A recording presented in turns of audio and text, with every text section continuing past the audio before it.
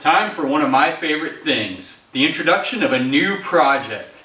And we've got something special for this one, guys. A big old slab of America. You're not going to want to miss this one. Tune in.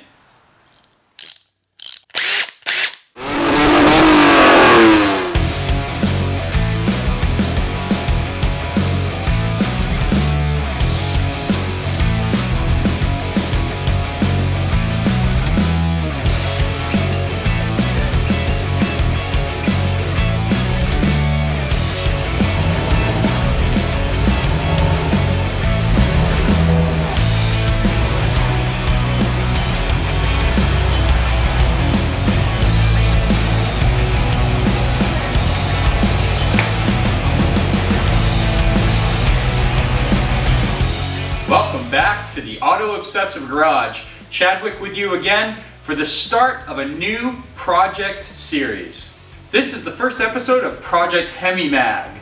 Now, if you can't tell by that clever title, we probably have a Hemi-powered Dodge Magnum. Also, probably could tell from the intro scenes and the fact I just backed it up into the garage. Subtle hints. Anyway, this might seem like a crazy departure from most of the 80s and 90s vintage cars that I have in the Auto Obsessive Garage, but you know what? I've always wanted one of these things. They are pretty rare, so there is a hint of exclusivity there. Yeah, they only made about 4,000, I think, over the 4-year run. So that's pretty low volume for any vehicle. I'm always looking, guys. My radar is always up for a cool project car, and this just happens to be one of the cars I've always wanted. Now, the reason this one popped up on my radar is it was literally half the price of what these things are going for, with similar mileage and similar condition. Does that mean it's in great condition? No. Have you guys watched the channel before? You know the stuff I roll into this garage. It's gonna need a little bit of TLC. I'm gonna introduce you to the car, take you around, show you how things are, and then probably go over some of the issues that need to be addressed, because there's a few of them. But my plans for this car, simply bring it back to stock condition, clean it up, make it run well, make sure maintenance is taken care of, and just basically use it as a daily. I think it'll be a pretty rad daily. Wagons are super cool. Aren't wagons cool again? I can't remember. They go in and out. I'm pretty sure they're still cool. Anyway, jam a big V8 in a wagon and it's always cool. So I think it's gonna make for a pretty awesome daily. Let's check the car out, guys, and see what's wrong with her. Let's start out on the exterior of the Magnum SRT8. My favorite part. Overall, condition's pretty good. No major dents, dings, or any severe damage. Lots of little swirl marks, lots of little rock chips, things like that. The car does have a decent amount of mileage on it. I think we're at 137,000. As you can see, wheels are pretty cool. They do come with big Brembos all around on this car. Tires are actually a really nice brand. We have Pirelli Scorpion Verdes on the rear with a 2017 date, so these are pretty fresh. There's a good amount of tread wear left, so we might not have to replace those for a little bit. No smoky burnouts. That'll help them last a little longer. And then in the front, the OEM spec tire, the Eagle F1 Supercar tires from Goodyear, and these have a 2016 date, and they have a lot of tread wear left too. That's an awesome sign. A lot of times when you find nice cars for a cheap price, you're usually paying for new tires because if anyone's thrown tires on it and it's fallen into a cheap state, they put no-name tires. This one actually has really good tires. That's awesome. One less thing to worry about. But overall, trim is pretty faded through here. Pretty standard stuff. We know how to take care of that. Just weird little scratches, dings, nothing too horrible. Lots of little stuff though. You'll see all the little imperfections. Overall, paint's in pretty healthy condition. We come around to the front of the car. The lower lip's taking a lot of damage, and that's pretty common. These things are pretty low, surprisingly. So a little bit of patchwork there. Probably pretty that up a bit. Big issue, the hood has been keyed. I think that's a $sign. And somebody wrote something. Don't even understand what that says, but anyway, that needs to be repaired, so I'll be taken to a body shop to get that professionally done. Get the whole hood repainted at that point. Pretty deep in there. It's down to, definitely down to metal. Through the clear and definitely through the paint, so we'll get that taken care of. Headlights, everything else looks pretty good. Come around to the driver's side, same thing. We got the fade on the trim. We'll get that taken care of. Sunroof works, everything works, which is awesome. So the wheels a little dirty, probably need a little bit of reconditioning, a little bit of rasher on the outsides. So we'll take care of that. I'll check the status of the brakes when I do a thorough inspection. But yeah, these Brembos are just massive. 20-inch SRT wheels are pretty sweet. I want to keep it stock, so I'll probably just take care of that curb rash. But overall, super happy. I love how the Magnum SRT8 looks. It's so long, it's so sleek. It's just a great looking wagon.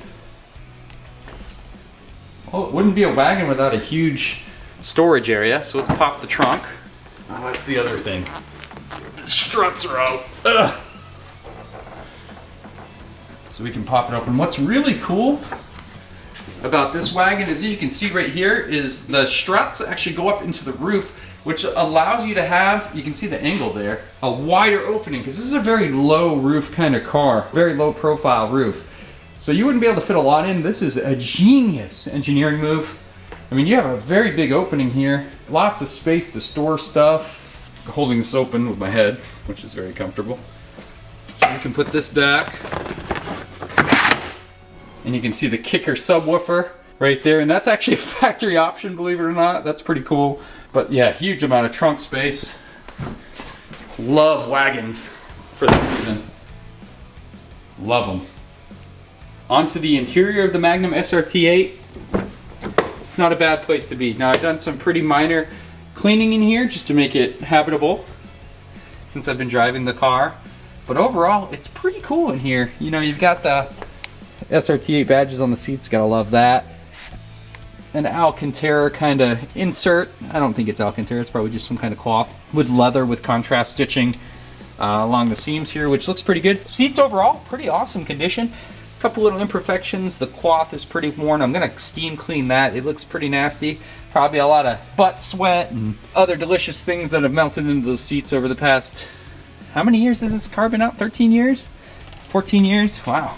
Not used to saying such a little number when I'm talking about my cars, but there we go. Okay, climbing in here. I really do love this interior. Here are your gauges right here for the SRT8. Pretty awesome. So they're kind of like Indiglow. Do you guys remember that trend from the early 2000s? Yeah, they went with that for some reason. So they glow pretty neat, pretty awesome. You gotta love a speedometer that goes to 180. Things are pretty easy in here. Just simple center stack here. It's all factory, which is awesome. Dual zone climate. Yes, they only came in automatic, but this is a Mercedes transmission, which is pretty cool. I think they put that in their AMG models. It shifts pretty dang quick when you're on the power. I'm not gonna lie, it moves. We got seat warmers. I don't know what else. Dual zone climate, which is cool. The radio and nav's pretty neat. It's not Bluetooth, it's called something else, but it's right here on the mirror. Yeah, so right here you have Uconnect, which is what you put to put your Bluetooth on. Pretty interesting, but overall, clean interior. I can't complain. I'm gonna get some better floor mats. It doesn't look like it has the right floor mats in it, so we'll get some cool ones. But yeah, we got badging while we need it. Always looks awesome. Doors are pretty plain. Big slabs of plastic. Nothing too exciting there. But overall, yeah, she's in good shape. Can't complain. Lots of space, even in the rear here. Same cloth with leather combination in the back seats. And space for days. Sunroof. Everything works great. Pretty awesome. I can't complain. I think this will make for a pretty awesome daily. Yeah, I really do. Under the hood. Clearly this is where one of my favorite parts lies. Let's check this thing out. I'm gonna pretend I can open this one-handed.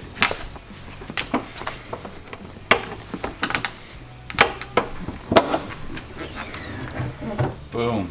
Big power, guys. This is a 6.1 liter Hemi engine. Now this is pretty much the same engine you're gonna get with the 300C SRT8, the Challenger SRT8, and the Charger SRT8 from the same period. This 6.1 liter engine puts out 425 horsepower and about 420 pound-feet of torque. Those are big numbers, guys. Huge numbers. We're talking 2006. These bigger displacement engines started getting really efficient, really powerful. And it motivates this car to hustle down the highway like it's no one's business. Pretty good shape under here. Love it. Love that this is a big, nasty looking wagon with a monstrous power plant. So right now you guys are thinking, okay, Chadwick, what's the deal? Clearly the vehicle needs some minor maintenance items, some cosmetic stuff taken care of. What could have possibly allowed you to get the car for such a good deal? It is a clean title, I want to add that, so salvage title was not an option. I tend not to buy those guys. Let me plug in my code reader and show you. So, in the fine state of California, vehicles need to pass smog, and that's awesome. So, the owner was fully transparent, told me the code that kept it from passing smog, and I'm just going to pull it up to show it to you here. That red exclamation point, never a good sign when you're plugging in your code reader. So we've got some codes here. Let's check out what we got. P0420, so that's bank 1. Just to be clear, what flags for catalyst system efficiency in most vehicles is a catalytic converter or O2 sensor. Now, with the SRT8 Magnum, there are a total of 2 catalytic converters and 4 O2 sensors. As you can imagine, each bank has its own, so 1 cat and 2 O2 sensors. This is bank 1. So along bank 1, we're having an issue with O2 sensors or catalytic converter performance. Yum. So what we can do is replace the O2 sensors, which is probably time for that, 137,000 miles, and then we'll go ahead and check the catalytic converter afterwards. So that's the plan of action. I'm going to source Dodge OEM Mopar parts for this car and replace those O2 sensors myself, and then we'll get it to pass smog, hopefully. So if that's the only issue, that shouldn't be too bad.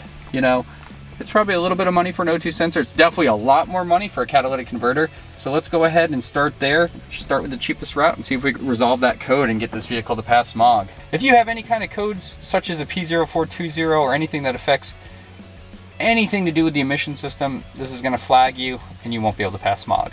So that's the big one. The next code I get with the Magnum SRT8 is a P2181, and that has to do with cooling system efficiency. Now I've gone ahead and checked coolant level, and it is right where it needs to be. That's the first thing you want to check. The second most common culprit is the thermostat.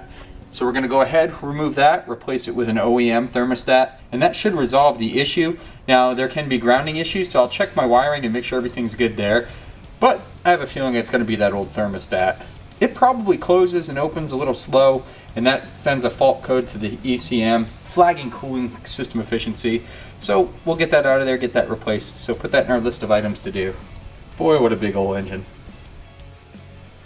So there it is, the new SRT8 Magnum that we're going to be working on in the Auto Obsessive Garage. First things first, we'll give it a good cleanup, make it a little more habitable inside. The exterior, we'll do what we can. We'll clean that up too. Definitely paint the trim. Take care of all those items. But yeah, the big thing is getting it to pass smog, so we'll probably start with that stuff. Trying out the O2 sensors, replacing them, and then hopefully that clears the code and we don't have to put a catalytic converter in. Those things are so pricey. Awesome, guys. I'm super pumped. I don't expect this to be a very big project build, but it is pretty cool, pretty unique. So I kind of want to document it as we go along.